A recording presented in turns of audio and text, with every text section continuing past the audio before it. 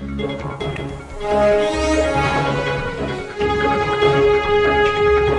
अपने संघर्षों की लड़ाई लड़ता आया है और आदरणीय सैनी साहब तो हमेशा से ही इनकी बात करते आ रहे हैं। वो स्तंभ हैं एक इस समाज के लिए जो बहुत सालों से अपनी आवाज उठाते आ रहे हैं, लेकिन ये समाज ही आगे निकलकर अपने अधिकारों की लड़ाई में पीछे रह जाता है, आगे आना ही नहीं चाहता। तो आप सभी से उम्मीद है कि इन चीज़ों पे थोड़ा ध्यान दें।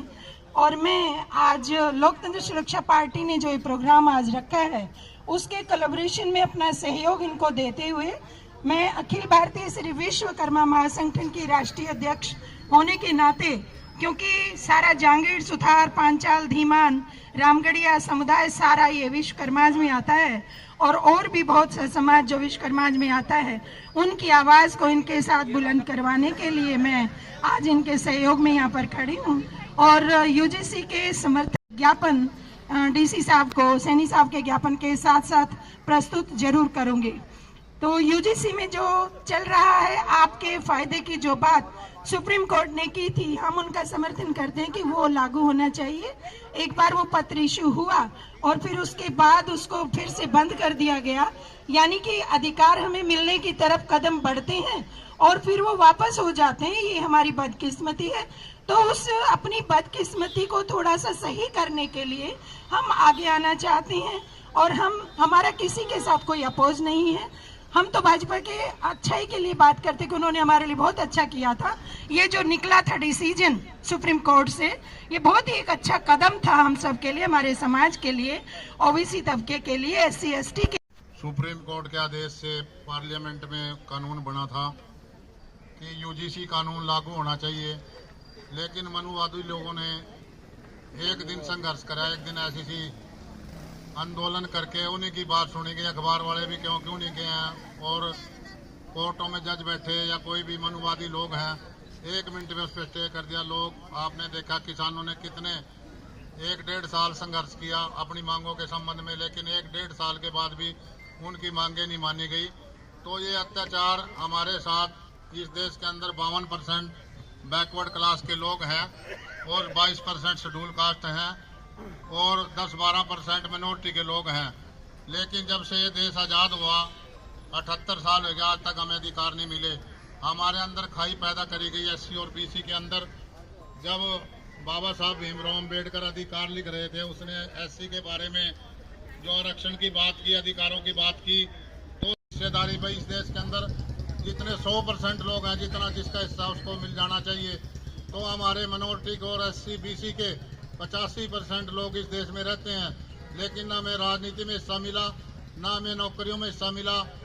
राजकुमार सैनी जी बता रहे थे, क्योंकि वो राजनीतिक आदमी, MP भी रहे और मिनिस्टर भी रहे, कि इस देश के अंदर 2000 MP MLA हैं। 2000 MP MLA तो शेड्यूल कास्ट के हैं और इनमें कुछ बैकवर्ड हैं, और 2000 MLA MP उन 15% लोगों के हैं।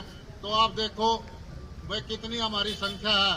अगर उनके 2000 हमारे 2000 है तो हमारे तो 35 होने चाहिए कम से कम मंत्री, MLA और राष्ट्रपति जी के नाम जो ये कमेटियां, जो ये कानून यूजीसी बिल आया है, इस यूजीसी बिल को लेकर के फोटो, तो मेरा आप सभी से हाथ जोड़कर विनती है कि ये कानून 1956 में कमेटियां बननी थी 10-10 लोगों की, हर यूनिवर्सिटी में, हर कॉलेज में। लागू करो, यूजीसी कानून लागू करो, यूजीसी कानून लागू करो। साथियों, सभी को जय भीम। हम 85% जिनकी संख्या देश के अंदर है, उस समुदाय के लोग आज अपनी मांग के संबंध में यहाँ इकट्ठे हुए हैं।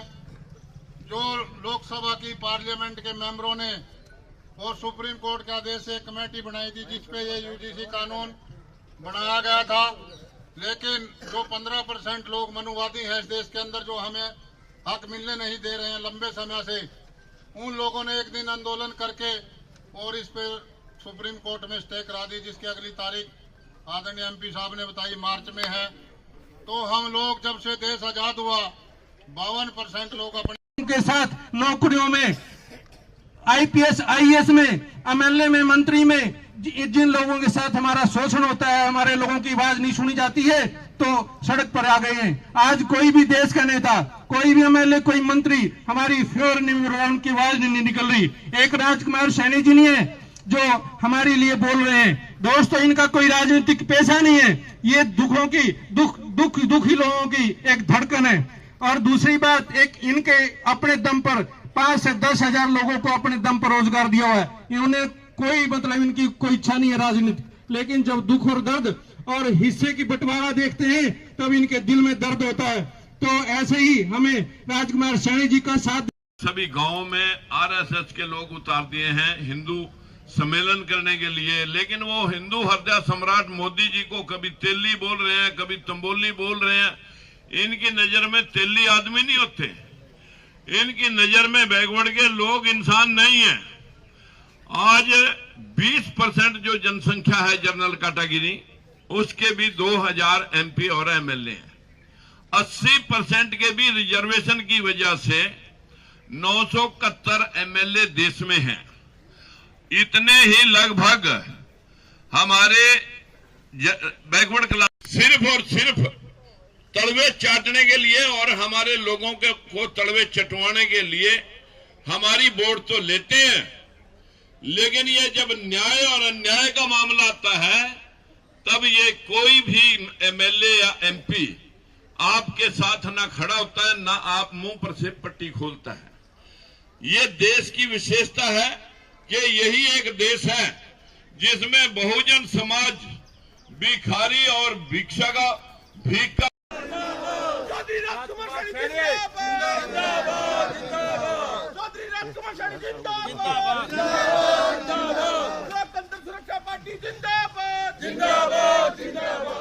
UGC कानून लागू करो। साथियों, आज हमारे 19वें जिले में एक ज्ञापन देने के लिए आप एडी साहब, हमारे यहाँ ADC साहब हैं, DC साहब हैं, सर तहसीलदार साहब आए हैं, DC साहब तो आए भी नहीं हैं। और मैं आप सब भाइयों और बहनों से एक विनती करना चाहता हूं कि ये स्थिति हमारे देश की है कि यहाँ पर जो शोषित है उसकी आवाज सुनने वाला कोई नहीं, जो शासित है कानून को बदलवा दे। जो कानून सरकार ने मेजें थपथपा के UGC का बनाया कि जो 1956 में UGC एक्ट आया था, उस एक्ट को साथियों आपने तुरंत लागू करना चाहिए था। सभी यूनिवर्सिटियों में, कॉलेज के अंदर, स्कूलों के अंदर कमेटियां बननी चाहिए थी कि 10-10 आदमियों की जो कमेटी बननी थी, जिसमें 3 आदमी जनरल के, 3 आदमी SC के, 3 आदमी BC के और 1 आदमी उस संस्थान का मुखिया, यूनिवर्सिटी का प्रिंसिपल, यूनिवर्सिटी का वरना कुर्सी। साथियों, आज हम तहसीलदार साहब को ये ज्ञापन देते हैं, विनती करते हैं कि ये राष्ट्रपति जी को